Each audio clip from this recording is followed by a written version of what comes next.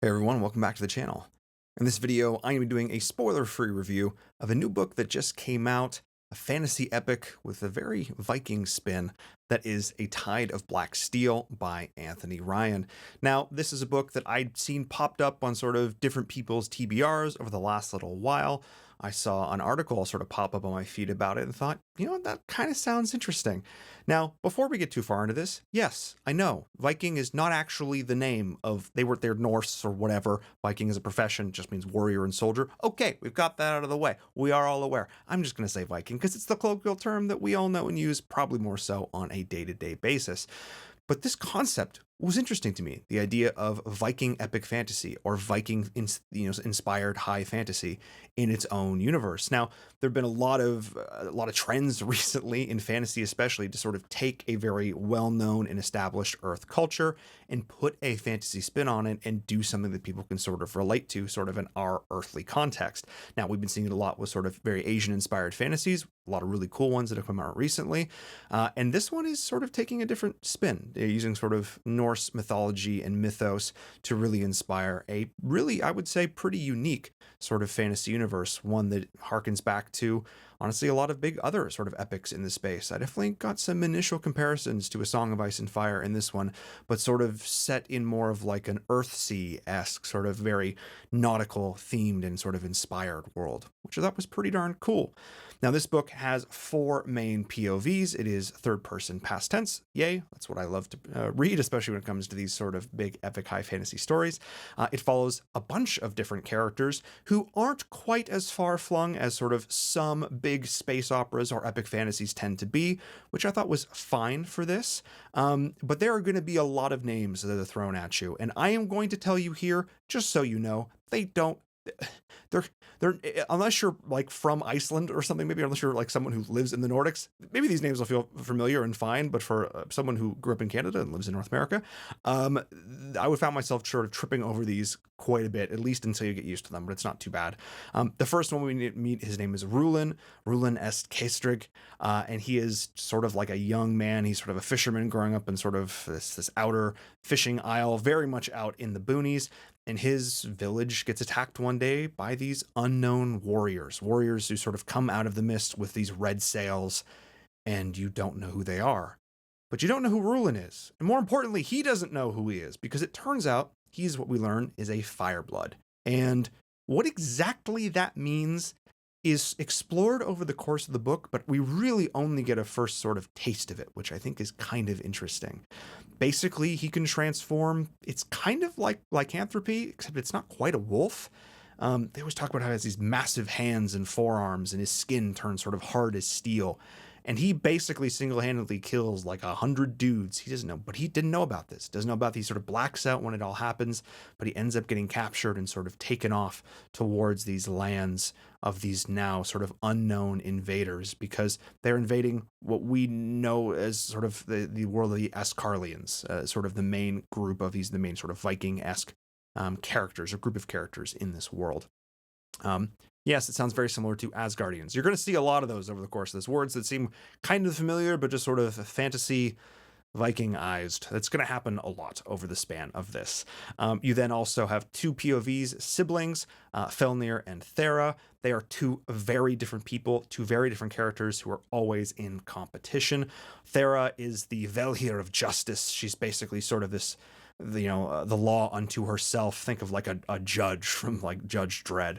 I am the law. That's basically who she is. She's a badass warrior who is sent out sort of on missions from the Sister Queens. And the Sister Queens, these 3 ruling, it's a matriarchal society, these 3 ruling women who rule over this country, which is, again, these sort of series of islands and archipelagos. Man, I'm going to say that in a lot of videos. I didn't get it wrong consistently every time. Let's get Paul messes up the word archipelago count at some point over the course of these videos. And she goes out sort of dispensing justice, sort of as people need it, as they sort of send in for requests for sort of arbitration, etc. She's really the main hand of the Sister Queens. But her brother, Felnir, could not be more different.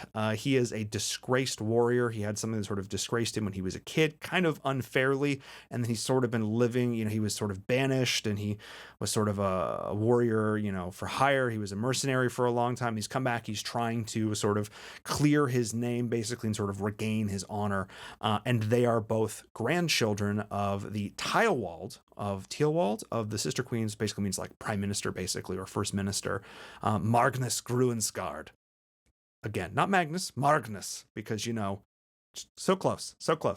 And again, they're sort of both sort of this minions, and this Miss Magnus character is very much like, think of sort of a master of whispers, like you would see in something like a Game of Thrones. And then the last character we meet is a character named Elvine.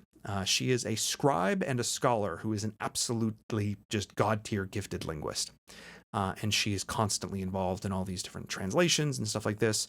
But she is she doesn't follow the Ascarlian religion. She doesn't follow their pantheon of gods. It's just the Norse gods, basically. Very, very close, anyway.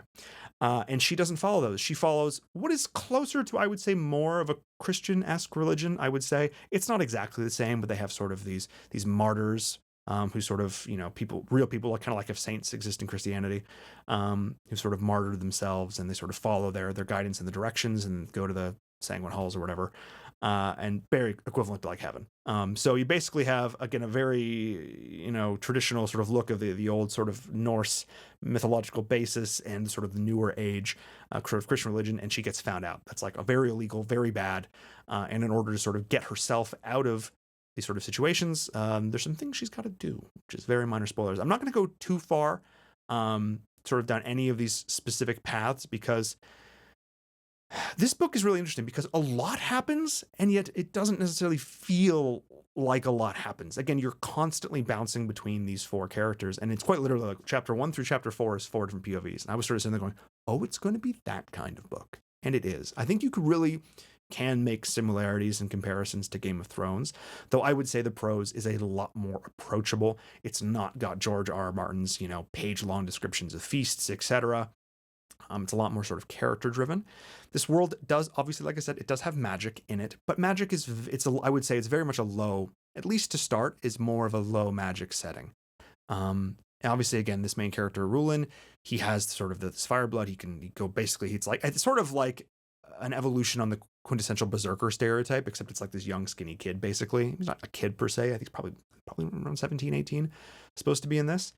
And it's really about sort of his sort of arc and progression. I will give some minor spoilers for his plotline, because I think it's pretty awesome. Like I said, he does end up getting captured and basically put into this system of like he basically becomes a gladiator, essentially, and like a ludus, and is being sort of trained as a gladiator. And that's sort of really interesting, sort of that Roman inspiration that comes in, because there are multiple cultures in this world. You have one that, again, is very traditional, sort of like based on England, and you have stuff that's more of like Africa and Asia, essentially. So it's really interesting having these sort of different characters come together, because you'd probably normally see it from more of that quote unquote like British perspective or English perspective.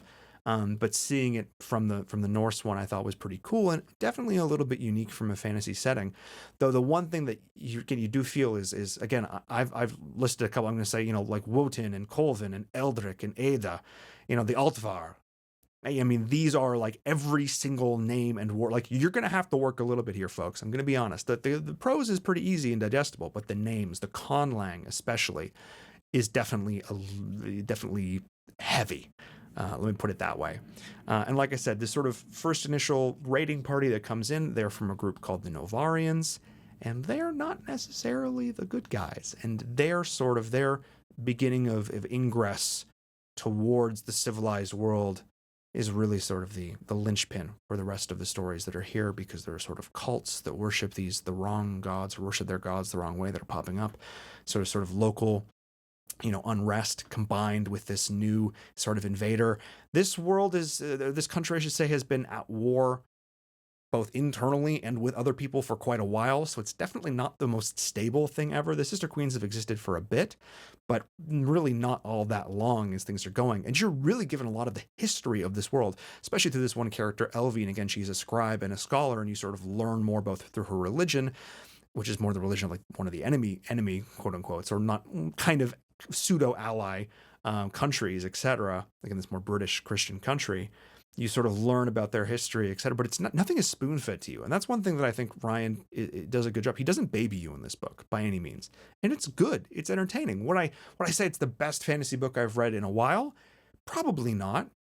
for some reason, again, I think because you're so constantly swapping between characters, as of course, as always, you're going to have ones that you like more than others. I mean, I know this is a complaint or a comment that people have oftentimes about the Stormlight Archive. People who like, I just want Kaladin chapters. Like, why are you giving me Shallan? As an example of one that people say a lot. Now, I think this book actually excels because there are situations where multiple POV characters are together, which I think is where actually the book really ends up shining, because you get to see how these different characters view and interact with one another, and then you get to see it in their own head, and then the head of the other person is like, oh, okay, wow, that's actually how they're perceiving this. And it's really, I do think Ryan did a really good job of sort of having each set character sort of have their own quest and sort of through line, and then doing a really good job of weaving together where those through lines happen. He speeds things up when he needs to, but then he gets into it when he needs to. I think the pacing of this book was actually pretty solid. I read it in, I would say, like 2 or 3 days. But if you're someone who's sort of looking to scratch maybe an itch that was started with something like A Song of Ice and Fire, there's something that's definitely a little bit less grimdark, something that's a little bit less violent, but still has its action sequences, and the characters are still pretty gritty. You've got like a jailbreak sequence at one point. You've got epic sea battles on these massive ships and these terrifying white whales. And I mean, the gods are maybe somewhat at play, and magic definitely does exist, but people don't quite understand how it is, and it exists on the fringe of society. It has a lot of things that I like, honestly. And as someone who's never read Anthony Ryan before, I definitely enjoyed it. So again, if you're someone who's looking for another high fantasy, and you're someone who's a fan of sort of more of Norse mythology, and you're fine sort of juggling a lot of these less standard names, let me put it that way, then I definitely recommend checking this one out. I would give this probably around a 3.75 to 4 star. Again, and this is something that I always try and do, I always try and look at books through the lens of the audience they were intended for. Now, I would say I'm pretty spot on in terms of, I mean, I literally own an ale horn. I'm definitely someone who's in the target market here. And yeah, I would say, yeah, more approaching 4 stars, I would say. I definitely like this book.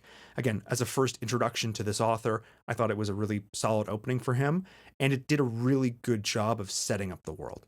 Enough happens in this first book that you feel like, okay, I see where things are going to go. But it ends on enough of a hook, and it opens up a lot of questions. This is very much an opening. We had a lot of ground to cover in this first book. Let me put it that way. A lot of ground to cover, a lot of characters to set up, the politics, the intrigue, the stakes. And the first, I would say, 70 to 150 pages, definitely a little slow and crunchy. Again, just trying to sort of get all this together. But once you sort of figure out the characters, and once you sort of get into it and they all start to get up and get rolling, really good. Really enjoyed it. Yeah, there it is. That is A Tide of Black Steel by Anthony Ryan. Again, a Norse-inspired high fantasy or epic fantasy series, and that's a pretty darn cool combination, in my opinion. If you liked the video and you want to see more stuff like this, of course, be sure to like and subscribe. I have a bunch more content coming out down the pipe, including the ever long-awaited 3rd book review, of course, in the Red Rising trilogy. So, yeah, I'm finally getting that one out as well. And I'm going to go back and read some more Andy Weir, because I had some thoughts on the last book from him that I read, and they weren't great, to say the least. Not super awesome. But anyway, thank you all so much for watching this video, and I'll see you next time. Cheers.